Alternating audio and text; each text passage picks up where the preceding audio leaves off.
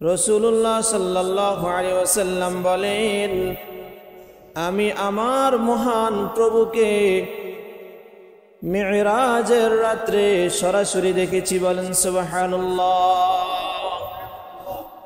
এভাবে আল্লাহ তাআলা জান্নাতীদেরকে আল্লাহ তাআলার দিদার নসিব করবেন। জান্নাতীদেরকে আল্লাহ তাআলা অসংখ্য অগণিত নিয়ামত দিবেন। আল্লাহ তাআলা জান্নাতের সুউচ্চ স্তরে গিয়ে একটি দরবার কায়েম করবেন। সেখানে সকল নবী রাসূলগণ থাকবেন, তাদের উম্মত সহ। তখন আল্লাহ তাআলা, হাদিসের মধ্যে আছে, আল্লাহ তাআলা তখন জান্নাতীদেরকে জিজ্ঞেস করবেন, তোমাদের কোনো কিছু দরকার আছে কিনা? সালুনি আম্মা শি'তা, তোমরা যা চাও তোমাদেরকে সব দেওয়া হবে, আমার কাছে চাও। তখন জান্নাতীরা একে অপরকে বলা বলি করবে, আল্লাহ তাআলা কি আমাদেরকে জান্নাত দান করেননি? আল্লাহ তাআলা কি আমাদেরকে অসংখ্য অগণিত নিয়ামত দেননি? আমরা আল্লাহ তাআলার কাছে আর কি চাইব? আল্লাহ তাআলার কাছে আমাদের চাওয়ার আর কোনো কিছু নাই। তখন জান্নাতীরা আল্লাহ তাআলাকে দেখার জন্য আগ্রহ প্রকাশ করবে। আল্লাহ, দুনিয়াতে তো আপনাকে দেখি নাই, আপনাকে না দেখে ইবাদত বন্দেগী করেছি, এখন আপনাকে দেখতে চাই। জান্নাতীরা বলবে, জান্নাত ও দোজখ সে ইয়া রব কিয়া করো, जन्नत व दोज़ख से या रब क्या करो, आरज़ू है मैं तुझसे देखा करो, हूर गिल्मा जितने नेमत है तू, सबसे बेहतर नेमत दीदार तू। আল্লাহ, জান্নাত জাহান্নাম, জান্নাতের এত নাজ নিয়ামত দিয়ে আমরা কি করব? আমরা আপনার দিদার চাই। তখন আল্লাহ তাআলার রুবুবিয়তের যে পর্দা আছে তা সারা সকল পর্দা সরাই দিবেন। জান্নাতীরা আল্লাহ তাআলাকে সরাসরি দেখতে থাকবে। জান্নাতীরা আল্লাহ তাআলাকে দেখতে থাকবে। রাসূলুল্লাহ সাল্লাল্লাহু আলাইহি ওয়াসাল্লাম বলেন, ইন্নাকুম সাতারাউনা রাব্বাকুম কামা তারাউনাল কমারা লাইলাতাল বদরি, জান্নাতের মধ্যে তোমরা আল্লাহ তাআলাকে এমন ভাবে দেখতে পাবে যেমনি তোমরা পূর্ণিমার রাতে চাঁদকে দেখতে পাও। সুস্পষ্টভাবে আল্লাহ তাআলাকে জান্নাতীরা দেখতে পারবে, আল্লাহ তাআলার দিদার নসিব হবে। তো এইভাবে রাসূলুল্লাহ সাল্লাল্লাহু আলাইহি ওয়াসাল্লাম আল্লাহ তাআলার সাথে একেবারে নিকটবর্তী হয়ে কথোপকথন করলেন। তখন রাসূলুল্লাহ সাল্লাল্লাহু আলাইহি ওয়াসাল্লাম আল্লাহ তাআলার কাছে, আল্লাহ তাআলার দরবারে হাদিয়া দেওয়ার জন্য ইচ্ছা করলেন। কি হাদিয়া দিবেন? পেরেশান হয়ে গেলেন, চিন্তিত হয়ে গেলেন। আল্লাহ তো মহান। আল্লাহ তাআলা বলেন, আল্লাহুল গনিয়্যু ওয়া আনতুমুল ফুকারা, আল্লাহ অভাব মুক্ত, তোমরা অভাবী। আল্লাহ আরশে আজিমের মালিক, আসমান জমিনের মালিক, আল্লাহ লৌহে কলমের মালিক, আল্লাহ কুল কায়নাতের মালিক। এই মহান রব্বুল আলামিনের কাছে কি হাদিয়া পেশ করবেন? তখন রাসূলুল্লাহ সাল্লাল্লাহু আলাইহি ওয়াসাল্লাম সিজদায় পড়ে গেলেন। আল্লাহর রাসূলের জবান থেকে জারি হলো আত-তাহিয়াতু লিল্লাহি ওয়াস সালাওয়াতু ওয়াত তাইয়্যিবাত, সমস্ত প্রশংসা, সমস্ত ইবাদত ও পবিত্রতা হে আল্লাহ তোমার জন্য। রাসূলুল্লাহর জবানের এই মোবারকময় কালিমা শোনার পর আল্লাহ তাআলা বলে উঠলেন, আসসালামু আলাইকা আইয়ুহান নবী ওয়া রাহমাতুল্লাহি ওয়া বারাকাতুহু। হে আমার হাবিব মুহাম্মদ, আপনার উপর শান্তি বর্ষিত হোক, রহমত ও বরকত বর্ষিত হোক। রাসূলুল্লাহ সাল্লাল্লাহু আলাইহি ওয়াসাল্লাম লক্ষ্য করলেন আল্লাহ তাআলা রহমত ও বরকতের সম্বন্ধ কেবলমাত্র রসুলের দিকে করেছেন। রাসূলুল্লাহ সাল্লাল্লাহু আলাইহি ওয়াসাল্লাম ওই সময় উম্মতের কথা বলেননি, রহমতের নবী, সরদার নবী উম্মতের কথা বলেননি। তখন বলে উঠলেন ওয়ালা ইবাদিল্লাহিস সালিহিন আসসালামু আলাইনা ওয়া আলা ইবাদিল্লাহিস সালিহিন।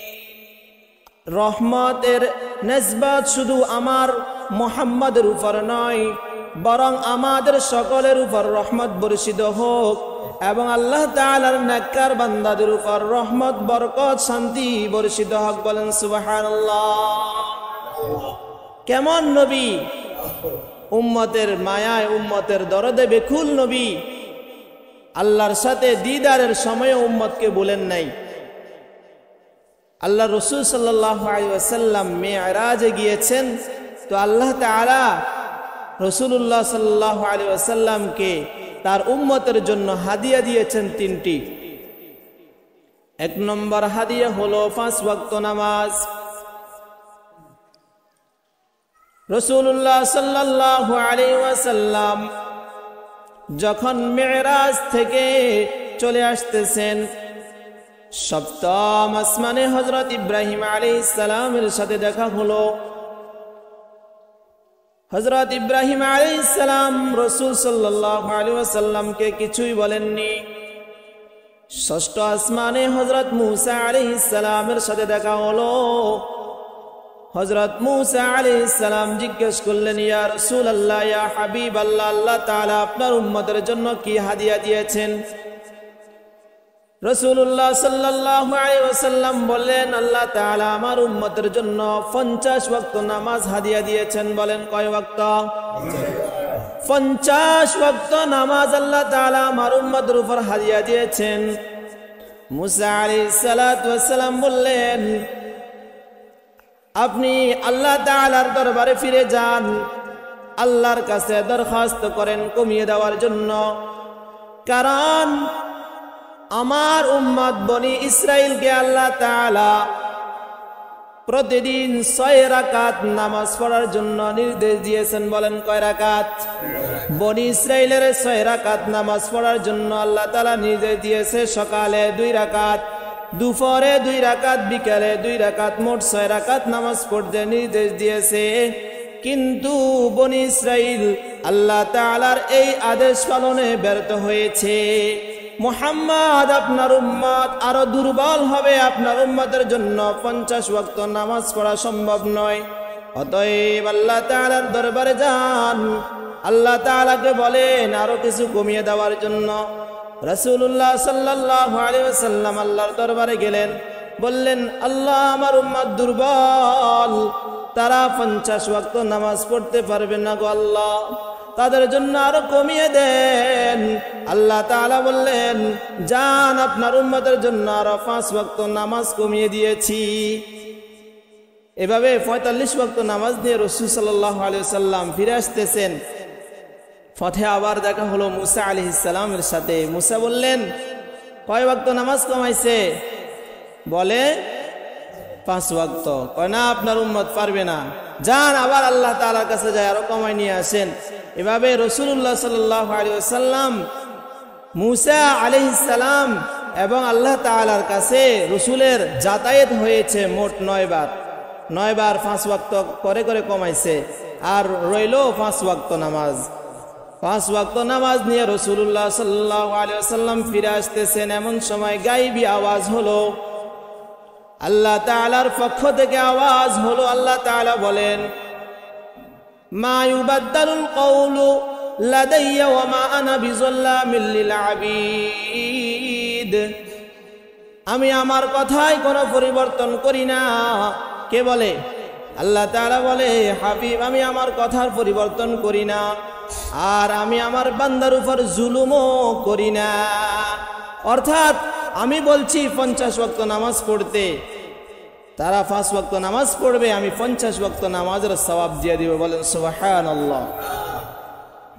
এভাবে রাসূল সাল্লাল্লাহু আলাইহি ওয়াসাল্লামকে আল্লাহ তাআলা আরেকটা হাদিয়া দিলেন, সেটা হলো সূরাতুল বাকারার শেষ 2 আয়াত। তৃতীয় হাদিয়া হলো মুশরিক ব্যতীত সকল মুসলিম উম্মাহকে ক্ষমার ঘোষণা দিয়েছেন। মুশরিককে আল্লাহ তাআলা কখনো ক্ষমা করবে না। আর মুসলমান যদি কবিরা গুনাহ করে তওবা না করে ইন্তেকাল করে, আল্লাহ তাআলা হয়তো নবী রাসূলদের সুপারিশের মাধ্যমে অথবা কোরআনের সুপারিশের মাধ্যমে, রমজানের সুপারিশের মাধ্যমে, হাফেজে কোরআন আলেমে দ্বীনের সুপারিশের মাধ্যমে আল্লাহ তাআলা তাদেরকে ক্ষমা করবেন। ক্ষমার ঘোষণা দিয়েছেন কে? আল্লাহ রাব্বুল আলামিন। রাসূলুল্লাহ সাল্লাল্লাহু আলাইহি ওয়াসাল্লাম মিরাজ থেকে একে একে সবগুলো আসমান অতিক্রম করে বাইতুল মুকাদ্দাসে গিয়ে পৌঁছলেন। বাইতুল মুকাদ্দাসের যেই আরোহীটা ছিল, ওই আরোহীর উপর সওয়ারি হয়ে রাসূল সাল্লাল্লাহু আলাইহি ওয়াসাল্লাম মাতৃভূমি মক্কা মুআজ্জামায় ফিরে গেলেন। আশ্চর্য ঘটনা হলো, যখন তিনি মক্কা মুআজ্জামায় ফিরে গেলেন, যাওয়ার সময় যে ওযু করে গেছেন, ওযুর পানি এখনো গড়াইতে দেখতেছেন। বলেন সুবহানাল্লাহ। যেই বিছানায় শায়িত ছিলেন, ওই বিছানা এখনো গরম পাইলেন।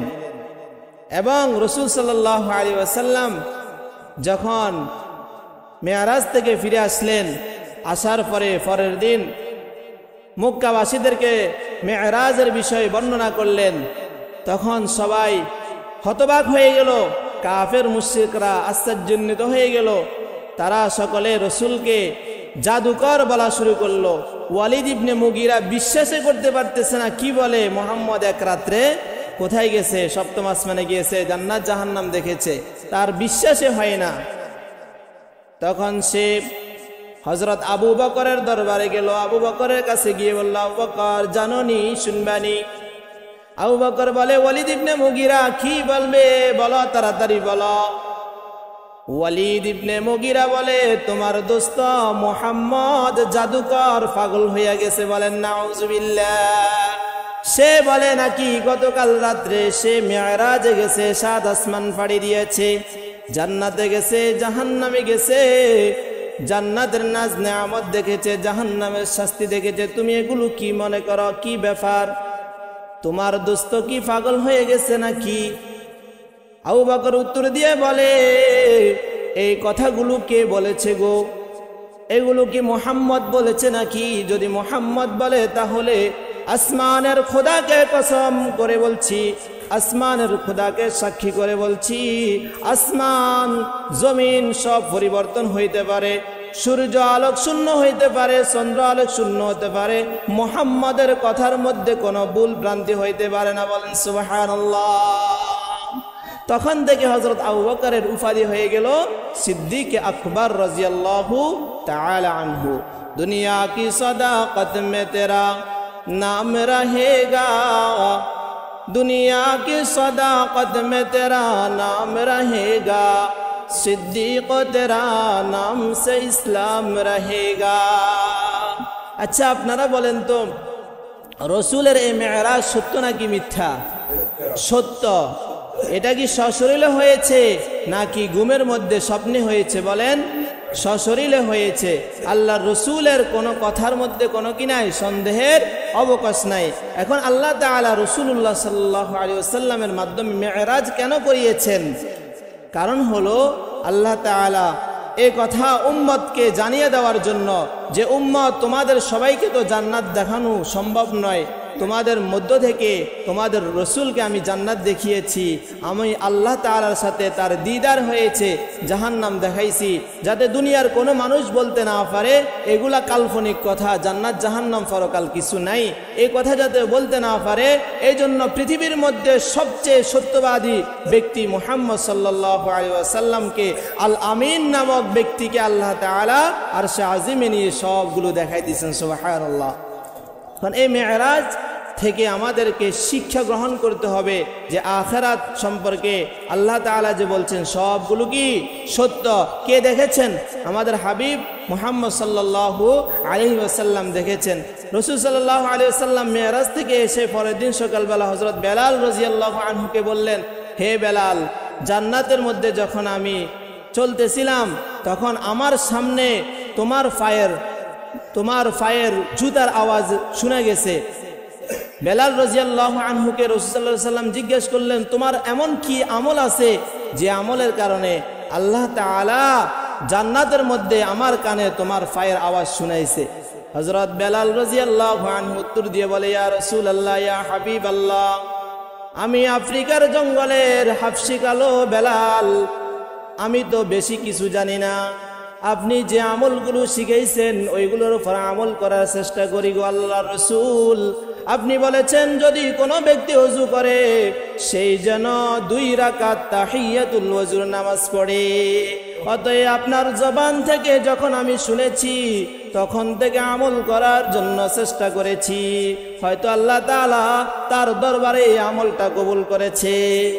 এজন্য আমরা যখন ওযু করব 2 রাকাত তাহিয়াতুল ওযু নামাজ পড়ব, যখন মসজিদে আসব তখন 2 রাকাত দুখুলুল মসজিদ পড়ব, নামাজ না পড়ে বসে বসে কথা বলবো না। আল্লাহ তাআলা আমাদের সবাইকে আমল করার তৌফিক দান করুন। সবাই বলে আমিন।